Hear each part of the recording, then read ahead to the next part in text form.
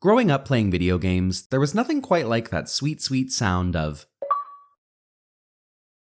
Achievements, or trophies, have been a fundamental piece of gaming subculture for years now. They motivate players to explore everything a game has to offer, challenge them and push their in-game skills to the limit, and most importantly, unfortunately, the franchise I spent most of my time on, Pokémon, never really had achievements. Sure, some games give you small rewards for progressing on the Pokédex, and Black and White 2 even implemented a medal system, more on that later, but overall, Pokémon games never had a list of achievements for the player to work towards like you would find on Xbox, PlayStation, or Steam. So as I tend to do on this channel, I'm answering the question nobody asked. What if Pokémon had achievements? What kind of goals would the game have you work towards, and how would these goals differ throughout the main series installments? Let's start with the simple question, what is an achievement? Simply put, it's a reward a player earns for completing a specific task in-game. They can be seen as a mark of completion or mastery and are typically shown off on a user's profile as proof of their dedication to the game, though you may not always be proud of it. The range of what an achievement can be is pretty vast, but you can generally break them up into one of two categories: progress-based or challenge-based. Progress-based achievements are, shockingly, based on progression. This includes hitting a story milestone, performing a central mechanic, collecting a specific number of resources, or even exploring all areas in a game. Challenge-based achievements, on the other hand, would include tasks like beating a level without taking damage, winning a fight in a certain time frame, or even reaching a notable level in multiplayer. Sometimes you can do them without intending to, but they're generally tasks the developers put in to challenge the player. Admittedly, you could divvy these up into even more categories, but the important takeaway for this video is that a game should have a healthy balance of both. Too many progress-based achievements and there's nothing to challenge players, but include only challenge-based achievements and you can easily discourage them. For this video, I'm going to avoid making these kinds of achievements, so don't expect one for completing a shiny dex. With that addressed, let's take a look at Pokemon's main attempt at making achievements, being medals in Black 2 and White 2. Just like an achievement, medals were earned by the player for meeting certain objectives in-game, split into 5 different categories: adventure, battle, entertainment, challenge, and special. Adventure medals were the most common, making up 98 of the 255 total. They included everything from walking a certain amount, to saving a certain amount, to fishing a certain amount, to spending a certain amount. Noticing a pattern? There were a few decent ones though, like catching all Pokemon of a certain type, completely filling your PC, and getting a bonus string from a vending machine. Now that's a speedrun I want to see. Then there's battle medals, of which there's 55. Unsurprisingly, these were centered on battling, both in-game and with other players. Most were numbers-based, like taking part in a certain amount of link battles, but there were ones for using Splash and Struggle, which don't really feel like they should be rewarded, but I digress. Then there's the 75 entertainment medals, which included everything from trading to participating in musicals and even completing the many PokeStar Studio events.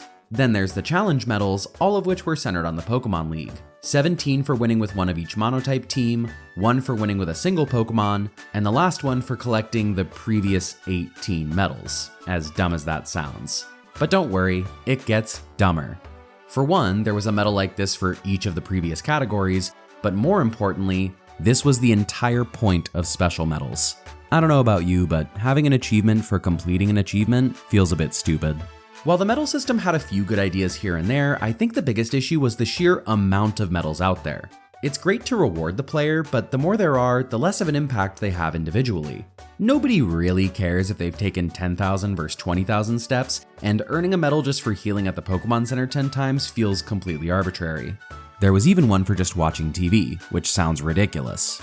Until you remember that Netflix used to have achievements. Arceus help us all. After compiling my thoughts, I went through the main series games and assigned them achievements with the following things in mind.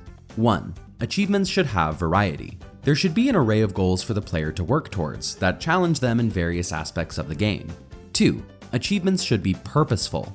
It's fine to reward the player for reaching natural milestones, but it's important to limit the number of frivolous achievements so each one carries more meaning, and so you don't overwhelm the player with the sheer amount of tasks you're giving them.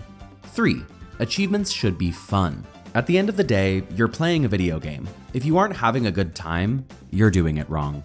Achievements should challenge players, sure, but they should also be something enjoyable to work towards, not an endless and painful grind. And 4, subscribe. My dog and I would both appreciate it. Before I go game by game, let's go over achievements that would apply to all the main series games. The first achievement in literally every game would be obtain your starter Pokemon. It's the true start of every player's journey, since the thing in your hand is the thing in the game, you know? Since the thing in your hand is the thing in the game, you know? From here, outside of the Alola games, there would be 8 achievements for earning the 8 gym badges, because after listening to this, how could you not expect an achievement? I think the Elite Four should be lumped into one, as you beat the Elite Four once you beat all 4. Really high level content I'm making today. Then of course, one for becoming the champion, which for Pokemon is usually considered beating the game. In addition to these story-based achievements, there would of course be one for completing the Pokédex. Because of Game Freak's really cool decisions like making you trade to complete your Pokédex or locking others behind events, maybe there'd be some flexibility in how it would classify completed, but those restrictions really only applied to the older games, since we have technology. You could split the dex up into a few achievements based on how completed it is, but I think it's better to keep Gen 9's formula of gifting in-game rewards at certain milestones, and keep the actual achievement for when it's truly done. In addition to these obvious picks, I think it'd be fun for every game to have a get to level 100 achievement, as well as one for obtaining a shiny Pokemon. After all, a lot of people would consider these achievements anyways. And lastly, one I borrowed from the Medal system, I think every game should have a Visit Home achievement, where you head back to take a rest where everything began. Unless you're playing Legends Arceus. I also think most games would benefit from having a few Evil Team achievements, but to go over those, we need to dig a little deeper. Red and Blue are pretty bare bones in terms of things to do, so many of the game's achievements would predictably be story-based. In regards to Team Rocket, I think the best ones are defeat Giovanni in the Celadon Game Corner, as it's the first big Team Rocket section, save Mr. Fuji in Pokemon Tower, and drive Team Rocket out of Saffron City. There's room for a few more, like defeating them in Mount Moon or on Nugget Bridge, but these 3 are the only really important ones.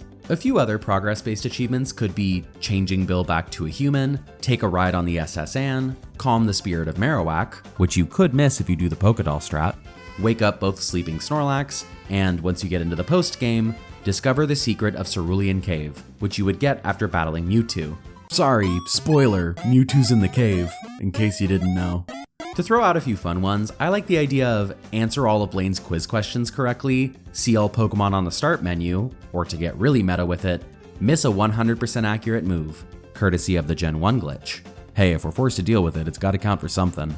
Due to Pikachu's presence, Yellow lends itself to some really fun achievements, such as get Pikachu to max happiness, experience all Pikachu emotions, or hilariously, try to get rid of your Pikachu, thanks to the guy in the Pewter City Museum who wants one for his daughter. Look, I don't want to trade away my Pikachu, but if an achievement is on the line, you can bet your ass I'll try. Fire Red and Leaf Green added the Sevi Island saga, which could open up achievements such as help Celio finish the Pokemon Network machine, and rescue Lostel from the Berry Forest. And those would be it, because very few people care about the Sevi Islands, so let's not make them spend any more time there than necessary. However, we will make them complete the tedious tasks of watch all TGTV tutorials. There was even one for just watching TV, which sounds ridiculous. Huh? And even more rudely, fully complete the Fame Checker. Some men just want to watch the world burn. It's me. I'm some men. The last Kanto games are Let's Go Pikachu and Eevee, which, y'all good if we skip these? I'd like to forget about them, to be honest. Gold and Silver introduced a variety of new features to the franchise, many of which were perfect for achievements, such as hatch a Pokemon egg, complete all puzzles in the ruins of Alph, get first place in the bug catching contest, good luck, meet the Karate King in Mount Mortar, and obtain Kurt's balls. Buy Kurt's balls. Obtain every variety of Pokeball from Kurt. There we go. For the Evil Team achievements, there's drive Team Rocket out of Slowpoke Well, drive Team Rocket out of Mahogany Town, and drive Team Rocket out of Goldenrod Radio Tower. You know, now that I'm thinking about it, all these achievements could be earned with an eviction notice. But of course, the holy grail of achievements for the Johto games would be defeat Red atop Mount Silver, but only after defeating the 8 Kanto gym leaders, which would be a set of 8 achievements all on their own. Oh shit, here we go again. Switching over to some fun ones, I like the idea of the achievement Meet All Day of the Week siblings, which are characters scattered around the region that show up on the day that matches their name. You can also have one for catch every kind of unknown, if you want to be an asshole. Or if you were dumb like me and thought spelling out the name of a Pokemon with unknown in your party would give you that Pokemon. Funny enough, thanks to my friend Chris Pichet, that kind of exists now. Bringing up the obtain a shiny Pokemon idea again, I think it'd be fun if the Red Gyarados was a fake out achievement, with another being earned for actually finding a legit shiny Pokemon. These are also the first games with Pokerus, but since that's about 3 times rarer than a full odds shiny, maybe we pass on that idea. Crystal didn't bring too many changes outside the Suicune UC and storyline, but one notable addition was the radio show Buena's Password. You tune in on the radio, hear a specific password, and head over to see Buena and earn points towards collecting valuable items. There's no end to this little minigame, but a simple Password Pro achievement for getting it right 10 times or so would be a great way to highlight an underutilized feature. Lastly for Johto, Heart Gold and Soul Silver added a lot of fun features, most notably in my eyes,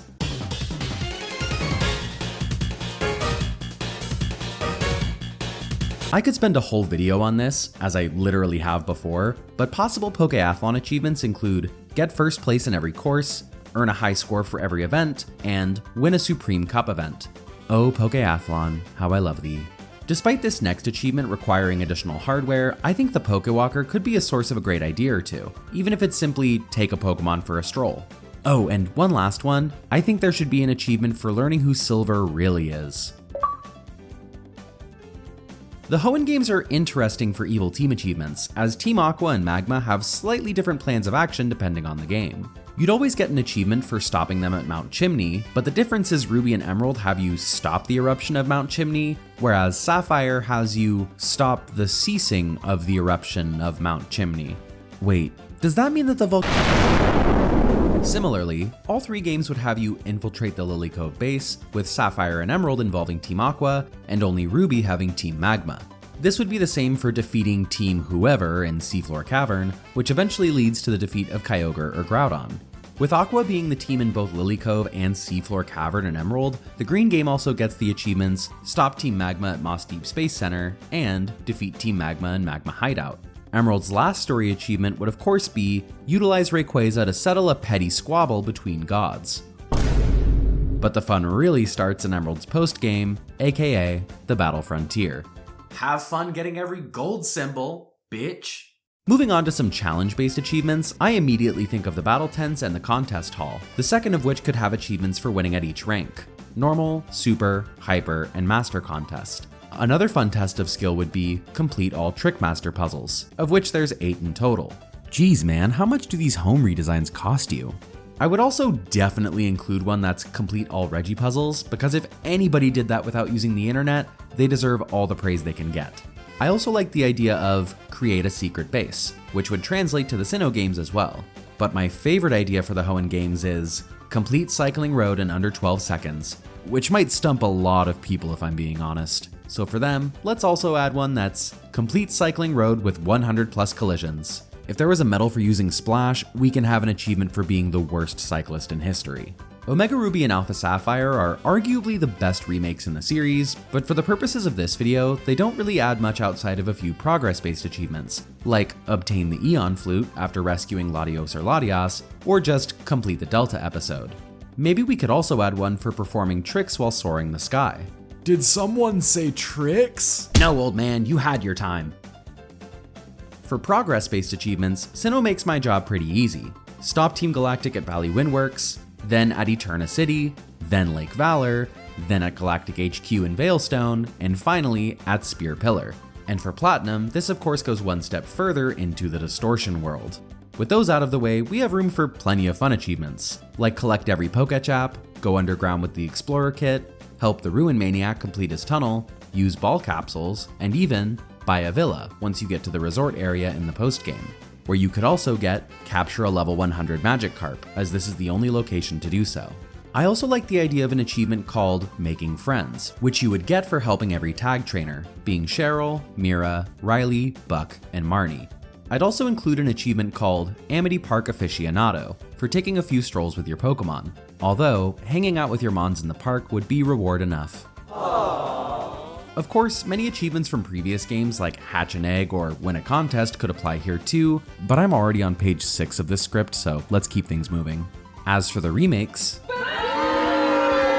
Oh, okay, yeah, I guess we still haven't gotten over the immense failure that was BDSP, so let's avoid that topic. Not like they added anything notable anyways.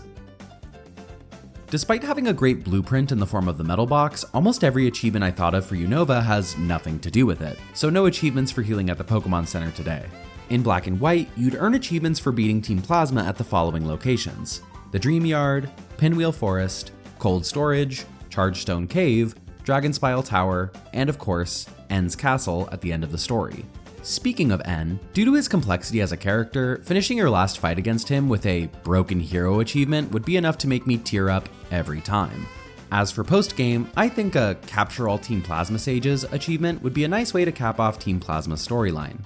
I'm slightly less familiar with Black 2 and White 2 despite them being superior games, but the Team Plasma achievements would follow a similar pattern. One for Flossissy Ranch, one on their ship in Castelia, another after the event in Opelucid City, and finally, one in the Giant Chasm after shit gets really crazy. This is where I'd love to have a Restored Hero achievement after N comes to rescue you. God, I love this man. I don't have a ton of filler achievements here, but two that came to mind immediately were Cross Every Bridge in the Region, since these games really love their bridges, and Play in all 4 seasons, because why not? I also think there should be one called Shit Yourself, the moment you see Cynthia in Undella Town. And of course, Black 2 and White 2's Pokemon World Tournament, and all the powerful trainers that come with it, is a treasure trove of achievements in and of itself. Plus, there's still the Pokemon Musical, Triple N Rotation battles, the Battle Subway, the whole Black City and White Forest storylines. I can see why nobody's made this video before. Okay, next! X and Y story achievements would be pretty simple as well, as there aren't too many big moments in the story, despite the game itself being loaded with cutscenes. First would be encounter Team Flare in Glittering Cave, then restore power to Lumio City in the Kalos power plant, drive Team Flare out of the Pokeball factory, and lastly, thwart Lysander's plans in Lumio City. With these games being the first to allow customer characterization, With these games being the first to allow character customization, I think a Big Baller achievement for simply spending a ton of money on clothes would be awesome. You can also have one that's perform every roller skate trick, similar to the tricks on Latios or Latias and Oras. And outside of a potential few for the Battle Mason, and maybe one for taking part in an inverse battle, that's pretty much it for Kalos. Until Legend ZA, of course. The Alola games are the first in the main series to break away from the gym leader model, which means we need to reevaluate our progress-based achievements. Thankfully, this is easy to do, as we can assign these to each of the trials, which basically act like an achievement already, as well as one for defeating each kahuna. As for the story, Alola gets a bit complicated as there aren't as many clear-cut defeat the giant room of enemies sections, but the big standouts for me include save Nebby on the bridge, encounter Gladion, visit Aether Paradise for the first time, encounter Guzma on Ula Ula Island, and defeat Guzma in Po Town. Then, once the player goes to Aether Paradise the second time, I think an achievement for defeating Lusamine would be appropriate before shit really hits the fan.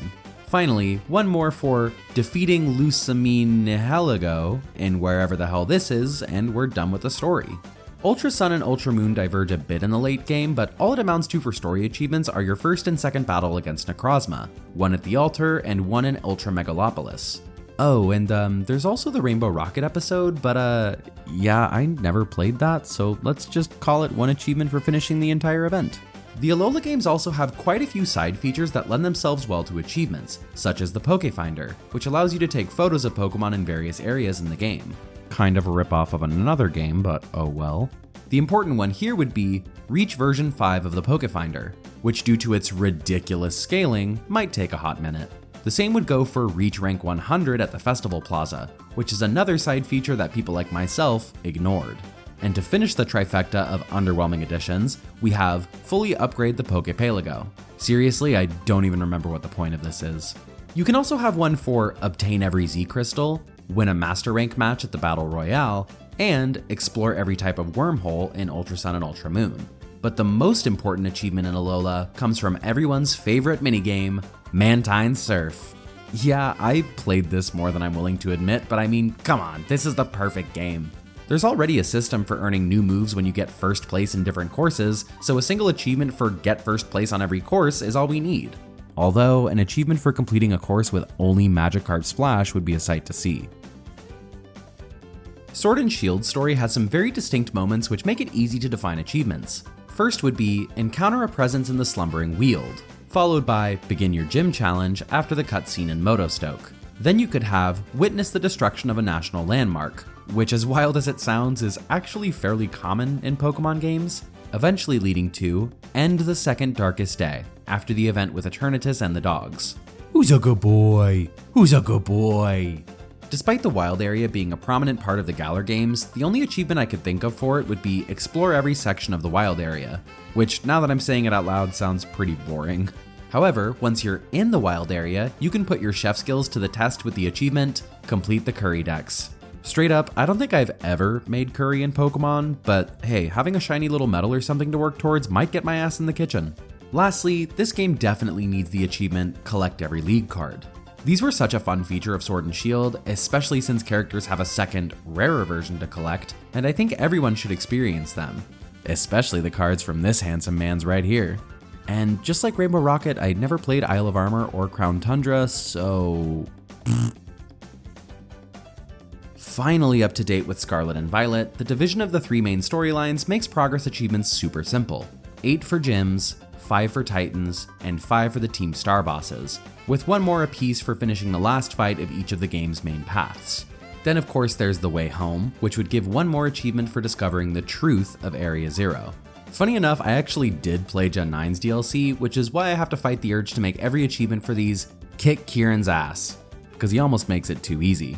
I don't think the DLC needs many story-based achievements, but I will call out Perrin's storyline with Ursaluna Bloodmoon because Perrin is one of my favorite characters in all of Pokemon, don't at me. Teal Mask also had the Ogre Bustin' minigame, which would be a great feature for an achievement, but you also already get a shiny Munchlax for finishing it, so let's not get greedy.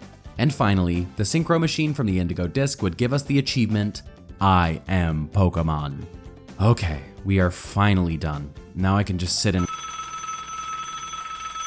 Hello? What? What do you mean they didn't save? They're all gone? Motherfucker. Thanks for watching, y'all. Let me know what your favorite achievement was in the comments, and be sure to let me know of any of the fun ones you come up with as well. And of course, as thanks for making it to the end of the video, here's a picture of my dog. Talk to y'all soon.